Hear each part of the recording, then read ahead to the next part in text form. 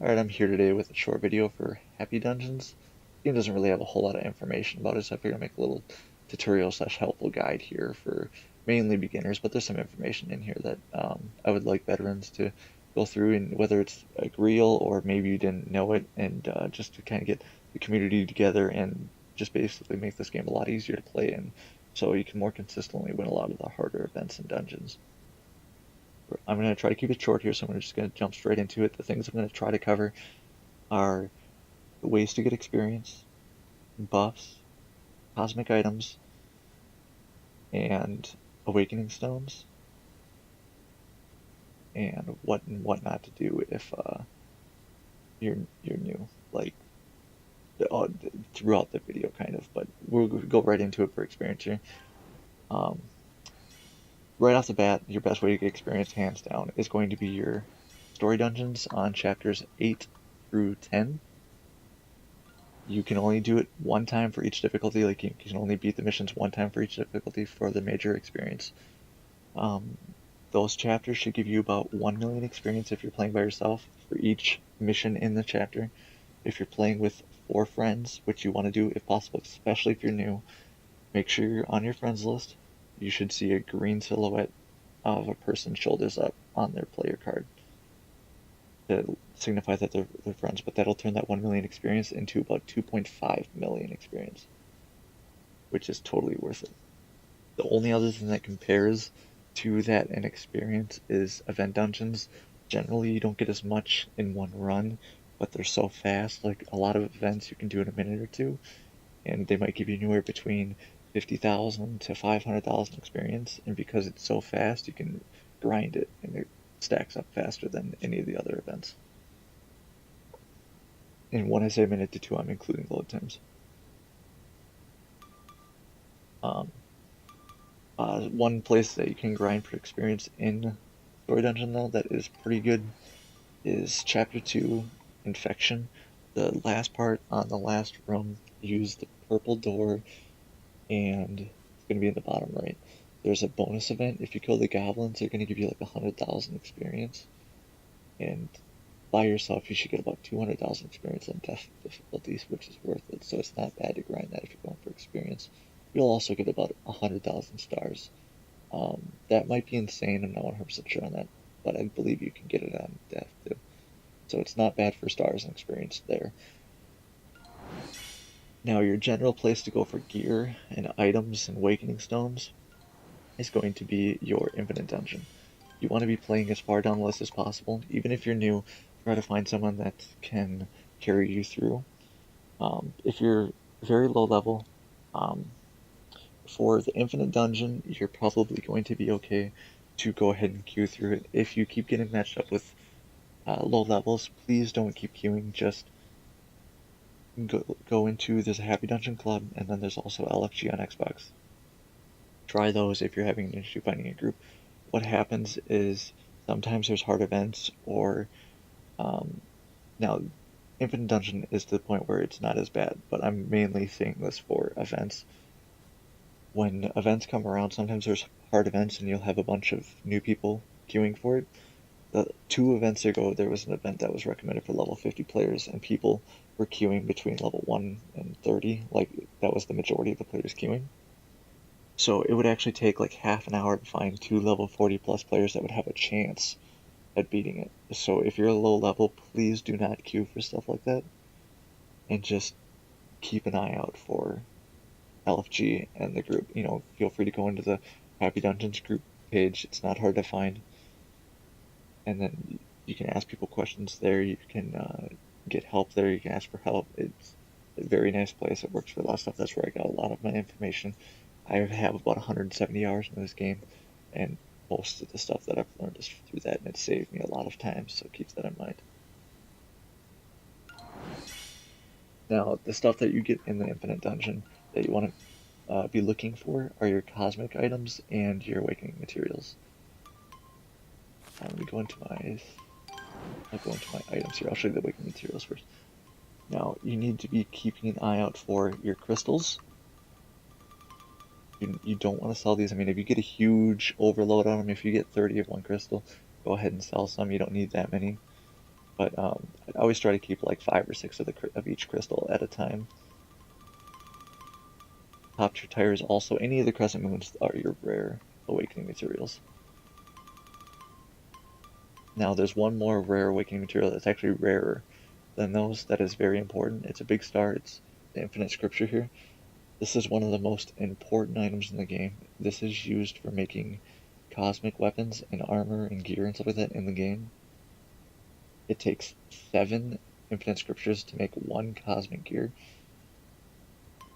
Now, before I show you the cosmic gear here, you also get ingots, which are more awakening materials, right here. These are the big star items. These are also important. Don't sell all of these.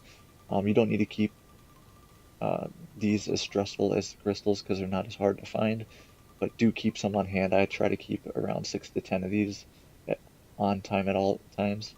And then you have yours, after this, you have your stones, which are way at the bottom of my list here, if I can get to them, right here. The stones, I try to keep 10 to 15 of them. And basically, the rarer it is, you don't have to keep as many because you also don't have to use as many.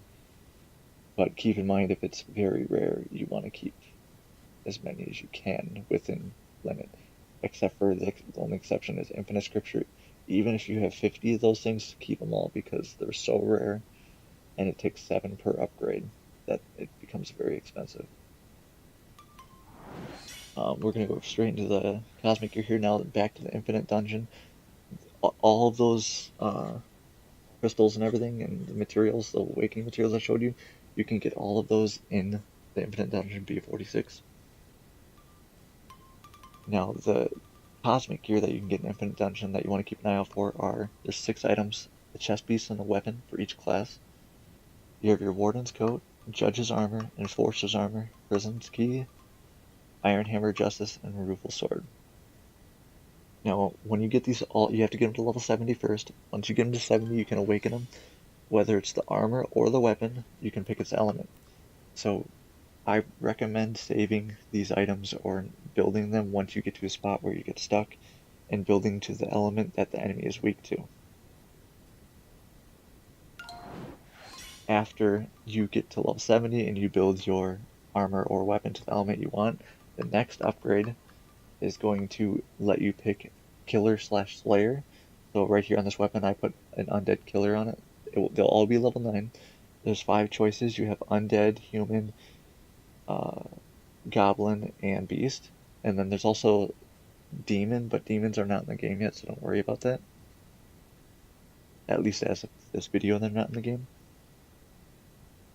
We're going to go straight into buffs here next. Like I said, I'm trying to keep this video as short as I can while being as much information as possible, so I'm sorry if I'm kind of going fast here. But as for buffs, when you're doing events or bosses or hard difficulties, obviously you want to have the element they're weak to. So if it's a fire enemy, you want to have ice element. If it's an undead, you want to have undead killer. Now, no matter what you're using, maybe not clerics because you're not really attacking, but if you're using a warrior or a mage, equip Shock Crusher.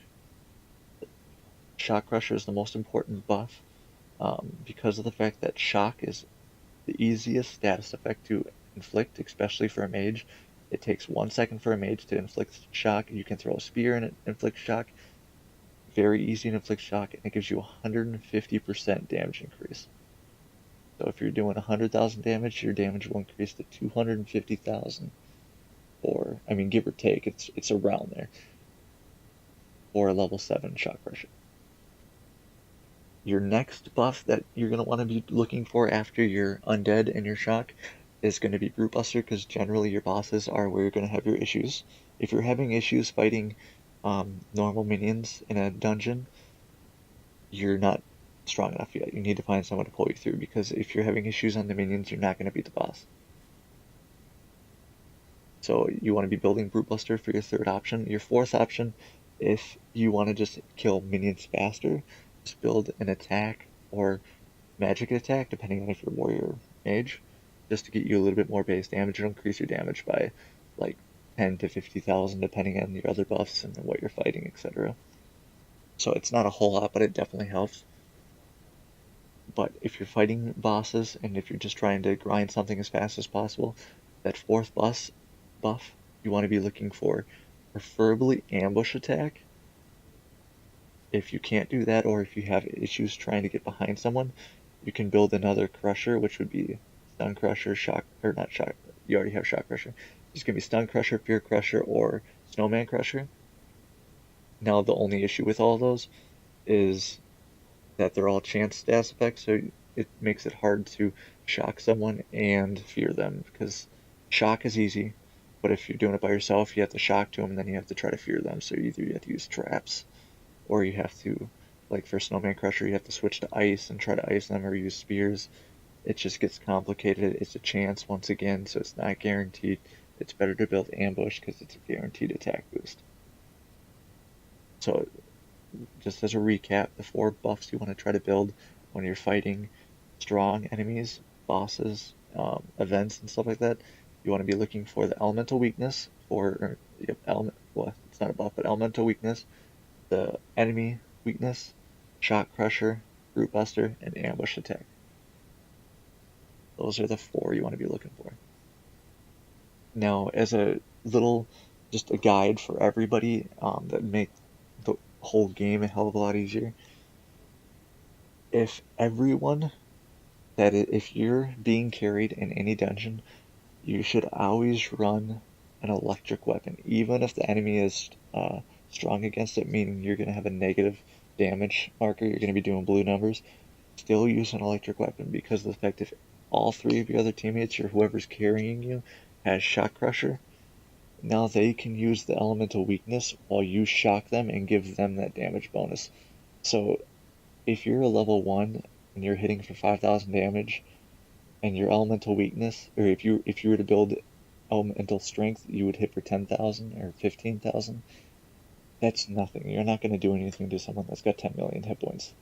But now if you have a friend doing 1,000,000 damage, and he has shock crusher on it, if you equip your shock weapon and you're only hitting for 2,000 damage, you're making his 1,000,000 damage into 2.5 million. That is a difference, and it's important. So it is crucial, if possible, to get everyone to build shock crusher on their weapons.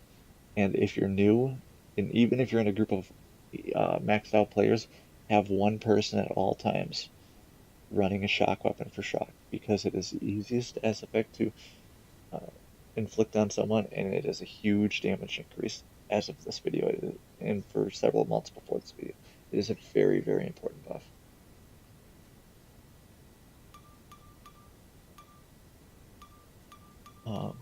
After that,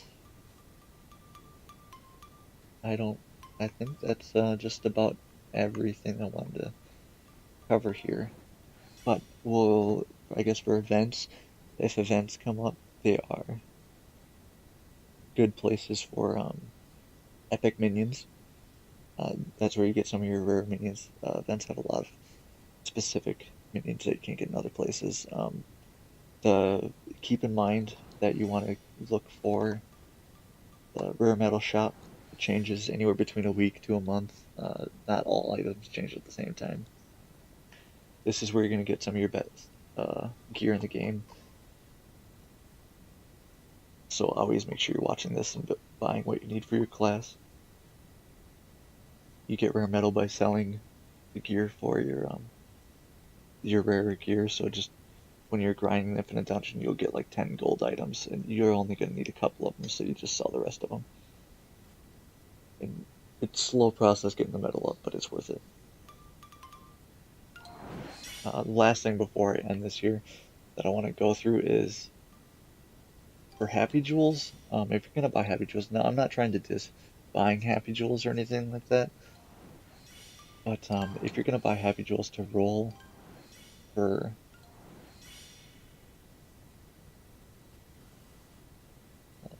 hold on a second. Okay, yeah.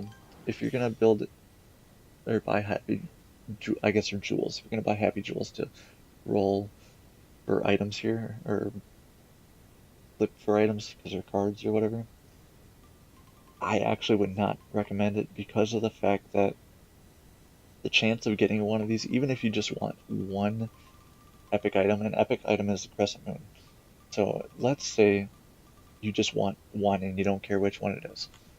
The chance at getting that one is 2% right there. You have a 2% chance at getting an epic weapon. So you have to roll 50 times. That is, if I remember correctly, 1,000. I think it's 1,000. Okay, I need to go to the other section. Okay, yeah, so 1,000 jewels. Now, if you remember on the other page, $100 is 1,400. So just for a chance or a theoretical probability of getting an epic, you have to spend, based off that $100, you have to spend like $70 to get one epic item. Now, if you are the richest person in the world, feel free to blow your money. It doesn't really mean much, and it's the quick way to get the good items in the game. It is. It's just the chance for how much it costs, in my opinion, is personally not worth it, and I recommend using your jewels on upgrading your inventory slots and your minion slots. Once you have those upgraded, you save a couple in case you die in an event, dungeon or something at a very important part, and you don't want to restart. Otherwise, feel free to buy some at that point. I mean, it's not going to hurt. You got extras. Not going to kill you. You can get the jewels from hero, death, and insane difficulty. You can also buy them. Now, another reason that I just want to let you know that if you do end up going to buy jewels to roll these cards and everything, is that the theoretical probability of, if I remember correctly, there's close to 100 epic items. So there might actually be more than that, but let's just say that there's 100 epic items. If you wanted a specific epic item, at that 2% divided by 100, now they've admitted that different items have different chances within an epic category. So you might have a 2% at getting an epic, but of those 100 items, one might be a 0.1% of that 2%, and another one might be 0.2% of that one. You know, the chances of an epic once you get an epic change, if that makes sense.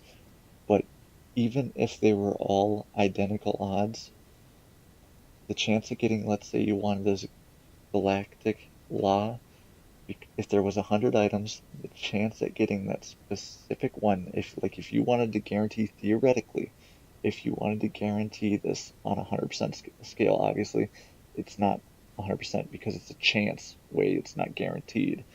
But to get 100% on a theoretical scale, you would have to spend $7,000 to get that specific one. Now, on the bright side, that $7,000, you'd have a very, very good chance of getting every single epic in here because of the fact that you're having that same chance at getting each item as an individual. But that is a lot of money. So just keep that in mind if you're going to buy jewels. You know, if you think you can buy 20 jewels and roll them, don't hold your high hopes or anything. So. With that, I'm going to end this video so I don't have it any longer here. But if you enjoyed it, please rate, comment, and subscribe if you think I've missed anything or you think anything should be in a video like this. Or if you have any questions or anything like that, please let me know in the comments. I'll try to get back to everyone. And if there's enough support and if you guys enjoyed it enough and there's enough information that you guys would like to know, I will make another video for you guys. And thank you for your time, though. And thank you for watching.